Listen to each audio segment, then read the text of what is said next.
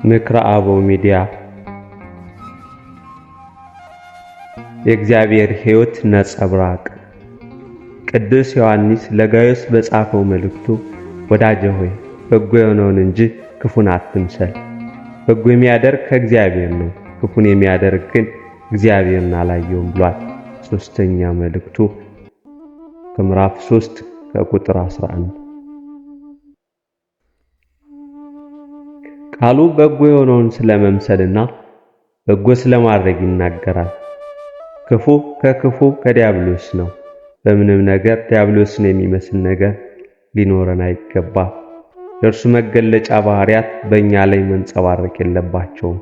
ቅናት፣ ስስት፣ ትዕቢት፣ ክፋት፣ ቁጣ፣ ለሰው መልካም አለማሰብ፣ ዝሙት፣ ባዕድ አምልኮ፣ ሱስ፣ ርኩስ የሆኑ ሁሉ በእኛ ውስጥ ሊንጸባረቅ አይገባም። እኛ በጎ የሆነውን ማሰብና ማድረግ አለብን።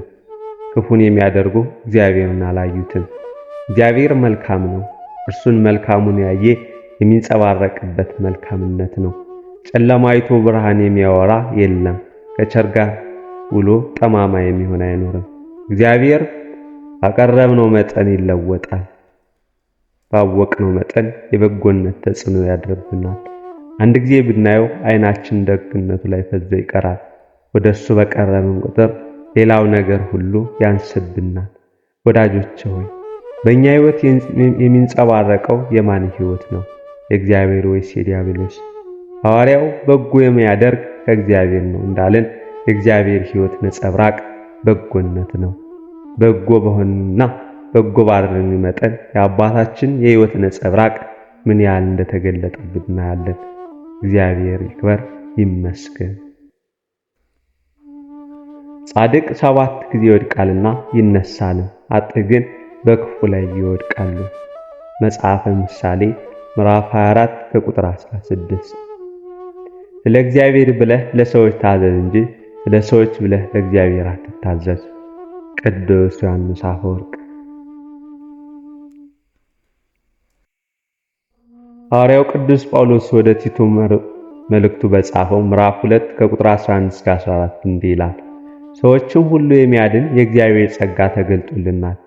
ይህም ጸጋ ኃጢአተኝነትና ዓለማዊ ምኞት ክደን የተባረከውን ተስፋችንን እርሱንም የታላቁን የአምላካችንና የመድኃኒታችንን የኢየሱስ ክርስቶስን ክብር መግለጥ እየጠበቅን ራሳችንን በመግዛትና በጽድቅ እግዚአብሔርን በመምሰል በአሁኑ ዘመን እንድንኖር ያስተምረናል። መድኃኒታችንም ከአመፃ ሁሉ እንዲቤዘን መልካሙንም ለማድረግ የሚቀናውን ገንዘቡን የሚሆነውን ሕዝብ ለራሱ እንዲያነጻ ስለኛ ነፍሱን ሰጥቶናል።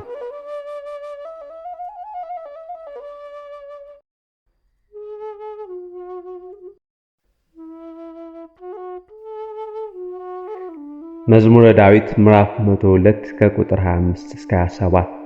አቤቱ አንተ ከጥንት ምድርን መሰረት፣ ሰማያትም የእጅ ሥራ ናቸው። እነርሱ ይጠፋሉ፣ አንተ ግን ትኖራለህ። ሁላቸው እንደ ልብስ ያረጃሉ፣ እንደ መጎናጸፊያም ትለውጣቸዋለህ፣ ይለወጡማል። አንተ ግን ያው ነህ፣ አንተ ነህ፣ ዓመቶችም ከቶ አያልቁም።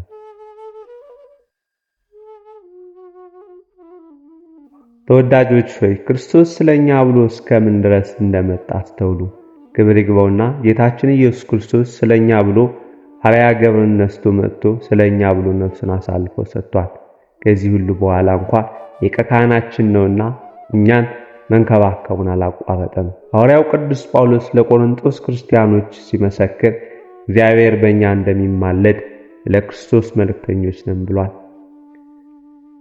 ከእናንተ መካከል አባታችን ክርስቶስን የሚጠላ ማን አለ ብሎ የሚጠይቅ ሊኖር ይችላል። ልጆች እርግጥ ነው በቃል ወይም ከሐልዮት ደረጃ ሁላችንም ክርስቶስን እንወደዋለን።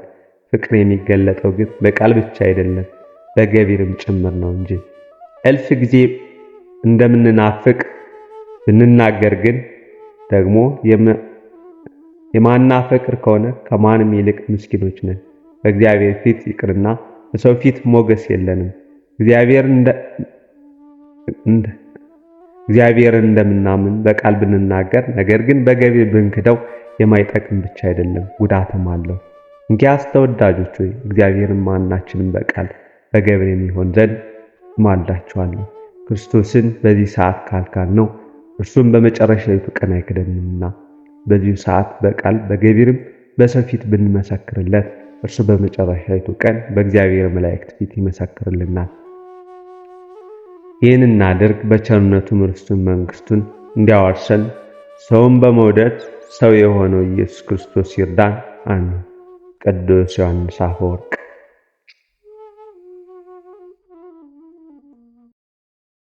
አንድም በክፉ ምግባር የተያዘን ሰው ወደ መልካም ነገር ልትመልሰው ብትወድ መጀመሪያ ሰላሙ እንዲያገኝ አድርገው፣ በፍቅር ቃል ከፍ ከፍ አድርገው። እንዲህ ያለን ሰው ከክፉ ስራው እንዲመለስ ለማድረግ ከዚህ የተሻለ ዘዴ የለምና ሰው በተግባር የሚያደርገው ፍቅር ሰዎችን የመለወጥ ፍጹም ኃይል አለውና። ቀጥለህ በፍቅር አንድ ሁለት ቃል ንገረው፣ በቁጣ አትንገረው። በእርሱ ላይ አንዳች የጠላትነት ስሜት አታሳይ። ፍቅር ሰዎችን ለመለወጥ መንገዱን እርሱ ያውቅበታል። ብቻ አንተ እድሉን ስጠው፣ የፍቅር ሰው ሁን። መስክሚያኖስ ባህታዊ ዘሶርያ። የበረሃ ፈርጦች። ከያዝነው ትልቅ ነገር ሳይሆን እግዚአብሔር ከሰጠን ትንሽ ነገር ብዙ በረከትን እናገኛለን። ምክረ አበው። በዚህ ዓለም ሳለን የኛም ማዕረግ የሚወስነው እንደ እድሜያችን፣ እንደ ተሰጧችን ወይም እንደ ችሎታችን ነው። በዘላለማዊ ሕይወት ግን ማዕረጋችን የሚወሰነው እግዚአብሔርን የበለጠ በምታውቅ ልብ ነው። ምናልባት ብዙዎች የተናቁ የተጠሉና ችላ የተባሉት እነዚያ ተሰጥኦ ወይም ሌላ ስልጣን ያላቸውን ሊበልጧቸው ይችላሉ። ስለዚህ ታናናሽ የተባሉትን በሙሉ እንዳትንቁ ይሁን። እግዚአብሔር ኢያሪኮን ለማዳን በወደደ ጊዜ የመረጠው ጋለሞታዋን ረዓብን ነበር። ከዚህ የተነሳ ረዓብ በጌታ የዘር ሐረግ ውስጥ ከተጠቀሱት የእግዚአብሔር ሰዎች መካከል አንዷ ሆና እንድትቆጠር ሆኗል። ማቴዎስ ወንጌል ምዕራፍ 1 እንደተጻፈው ያለፈው ሕይወቷ ስለተረሳና ቅድስ ስለሆነች ለሚያስታውሳት ሁሉ ሕያው ምሳሌ ወይ ማርያ ሆናለች። እግዚአብሔር ጋለሞታዋንና አጋንንት የነበሩባትን ሴት ምን ያህል እንደተከባከባት ስትመለከት ልትደነቅ ትችላለህ። እርሱም እንዲህ ያለውን እንክብካቤ ለተናቁት ለተጠሉትና ምንም አይነት ነገር አይገባቸውም ለተባሉት ሁሉ ያደርጋል። ብፁዕ አቡነ ሽኖዳ ሳልሳዊ።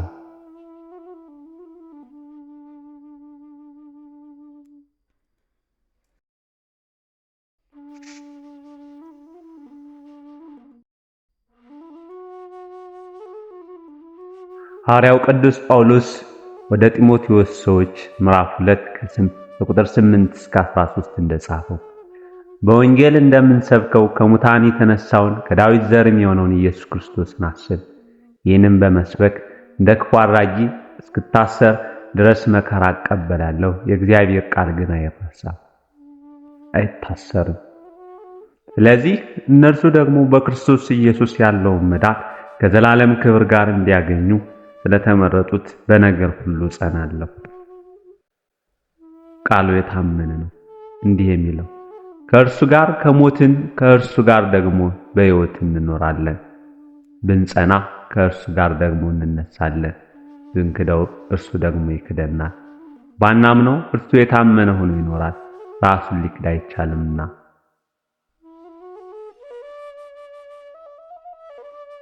ከእኔ በፊት ሌሎች ነበሩ፣ ከእኔም በኋላ ሌሎች ይመጣሉ። ብፁዕ አቡነ ሽኖዳ ሳልሳዊ።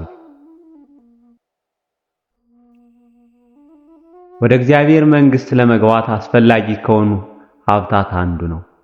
ካልተመለሳችሁ እንደ ሕፃን ልጅም ካልሆናችሁ ወደ መንግሥተ ሰማያት ከቶ አትገቡም እንዳለው ሕፃናት ክርስቶስን መምሰል መመለስና ሕፃናትን መምሰል ነው። የቅድስት ማርያም ታማኝነት በመታዘዝ ሕይወቷ ሁሉ የተገለጸ ነው። ጠባዩዋ እንደ ሕፃን ነው። ዮሴፍን አስከትላ ወደ ግብፅ ተሰዳለች። ልጇን በበረት ውስጥ ለመውለድ ታዘለች። በእርሷ ዙሪያ የተፈጸሙ ድንቅ ታምራቶችን አየች። እንደዚህ ማን ያደርጋል? እንደ ሕፃን ከሆነ ሰው በስተቀር በታማኝነቷ መልካሚቷ ርግብ ልክ የዘንባባ ዝንጣፊ እንደያዘችው እንደ ኖህ መርከብ ርግብ ትመስላለች። በኖህ መርከብ የነበረች ርግብ ቄጠማ ይዛ ሰላም እንዳበሰረች ድንግል ማርያም በዓለም የነበረውን ዓለም ያላወቀው የወይራ ዛፍ ክርስቶስን ይዛ ለዓለሙ ተገለጠች። መልካም የምስራች ለዓለም ሁሉ ተሰብክ ዘንድ ስለዚህም ምክንያት የጌታ መልአክ እነሆ ለሕዝብ ሁሉ የሚሆን የምስራች ነግራችኋለሁ፣ አትፍሩ። ዛሬ በዳዊት ከተማ መድኃኒት እርሱም ክርስቶስ ጌታ የሆነ ተወልዶላችኋልና በማለት ተናገረ።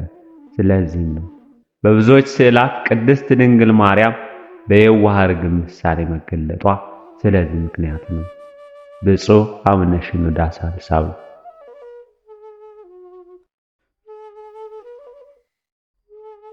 አንድ ሰው በእግዚአብሔር እቅፍ ውስጥ እንዳለ ካወቀና እግዚአብሔር ሁሉን ያከናውንልኛል ካለ ልቡ ፍጹም ይሆናል። ማር ይስሐቅ